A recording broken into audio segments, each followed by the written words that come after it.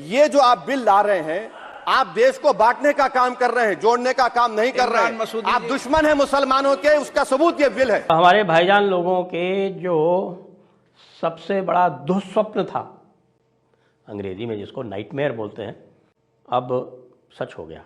इनकी किस चीज की कंफ्यूजन है मोदी की पॉलिसी के बारे में? इनको थोड़ा पूछे तो सही, किस चीज की कंफ्यूजन है? वो तो पहले दिन से मुसलमानों के खिलाफ है।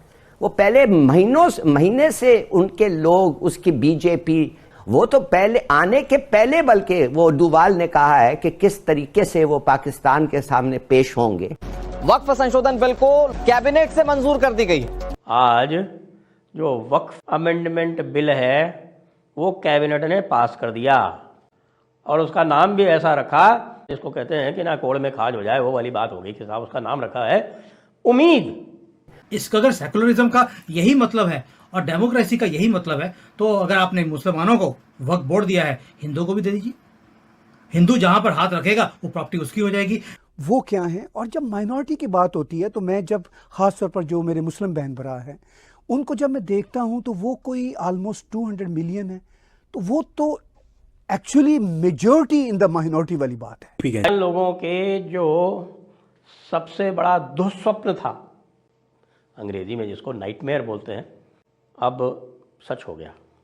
बड़ा प्रयास किया, बड़ा हल्ला गुल्ला किया, बड़े साहब पार्लियामेंट में जोर शोर से नारेबाजी की और सारे जितने भी विपक्ष वाले थे उनको सबको साथ में लिया, लेकिन आज जो वक्फ अमेंडमेंट बिल है वो कैबिनेट ने पास कर दिया और उसका नाम भी ऐसा रखा जिससे कि और साहब जो है जिसको कहते हैं कि ना कोड़ में खाज हो जाए, वो वाली बात हो गई कि साहब उसका नाम रखा है उम्मीद, UMEED। और उम्मीद जो है जो रखा गया है unified Waqf management empowerment efficiency and development bill. Empowerment, हमारे सारे के सारे अशराफ कह रहे हैं कि साहब हमको कमज़ोर किया जा रहा है, और आप कह रहे हैं एम्पावरमेंट है।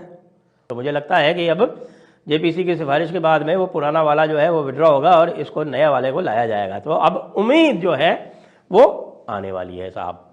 उम्मीद पे दुनिया कायम है, ऐसा कहा जाता है।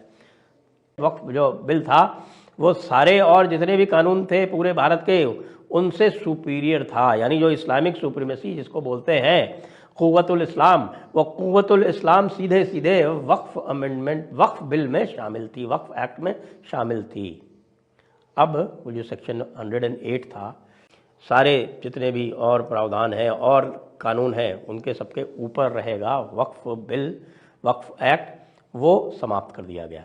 जो लिमिटेशन का 108A का प्रोविजन था कि साहब कोई लिमिटेशन नहीं है, 500 साल पुरानी आपकी कोई प्रॉपर्टी हो उसको भी आप क्लेम कर सकते हैं, सब कर सकते हैं, वो सब ख़त्म। अब इसके आने के बाद में गवर्नमेंट प्रॉपर्टी, जैसे कि संभल का उदाहरण ले लें, संभल का जो हरिहर मंदिर है वो ASI के तत्वावधान में है, लेकिन उसके ऊपर कब्जा कर लिया किसने? मस्जिद कमेटी ने। उनकी नमाज चल रही है पिछले 30-40 साल से, जो भी वो कहते हैं, उसके बेसिस पे उसको इस्लामी संपत्ति बताने पर अड़ी हुई है, लेकिन ये सब ख़त्म हो जाएगा। ताजमहल के ऊपर जो क्लेम कर रखी है कि ये वक्फ प्रॉपर्टी है, बाकी और बहुत सारी जो हेरिटेज बिल्डिंग्स हैं जो यूज़ में वैसे नहीं आती, उनके ऊपर क्लेम कर रखी है कि ये वक्फ प्रॉपर्टीज़ हैं, ये सारी की सारी क्लेम्स जो है वो समाप्त हो जाएंगी ऑटोमेटिकली, क्योंकि जो भी गवर्नमेंट प्रॉपर्टी है उसको तो सरकार तुरंत वापस ले लेगी। उसके लिए पहले जो DM को एम्पावर किया गया था, अब हमें देखना है कि कैबिनेट ने क्या अप्रूव किया है, लेकिन उसमें ये कर दिया गया है कि भाई officer designated by the state.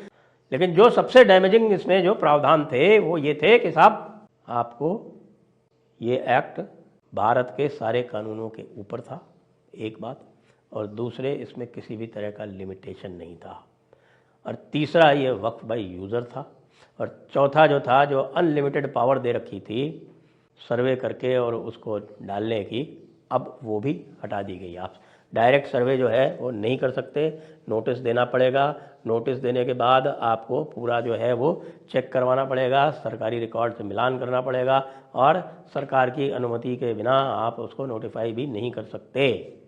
और सरकार जो है वो जो भी गवर्नमेंट की जितनी भी ज़मीन के ऊपर वक्फ प्रॉपर्टी बनी हुई है वो सारी की सारी ले लेंगे। आपको पता है उत्तर प्रदेश सरकार ने तो एफिडेविट दे रखा है कि 78% वक्फ प्रॉपर्टी जो है वो सरकारी ज़मीन पर है। तो नमस्कार दोस्तों, आपका हमारे यूट्यूब चैनल पर बहुत बहुत स्वागत है। आपने इस वीडियो में देखा कि कैसे पार्लियामेंट में वक्फ बोर्ड को जारी किया गया है और उसका नाम पत्र रखा है। इसी वजह से पाकिस्तानी मीडिया में हड़कंप मचा है। इस वीडियो में आपने देखा कि जो पाकिस्तानी मीडिया कह रही है कि वक्फ बोर्ड में सरकार की जरूरत है या नहीं।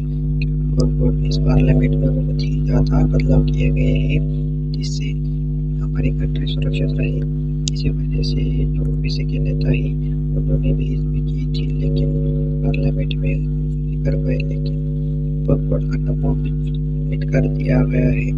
देखते हैं क्या कुछ होता है आने वाले दिनों में। हमारे साथ बने रहिए। अगर ये वीडियो आपको अच्छी लगे तो हमारे चैनल को सब्सक्राइब जरूर कीजिएगा। वीडियो देखने के लिए बहुत बहुत धन्यवाद। इसे हमारे साथ प्यार बनाए रखिए।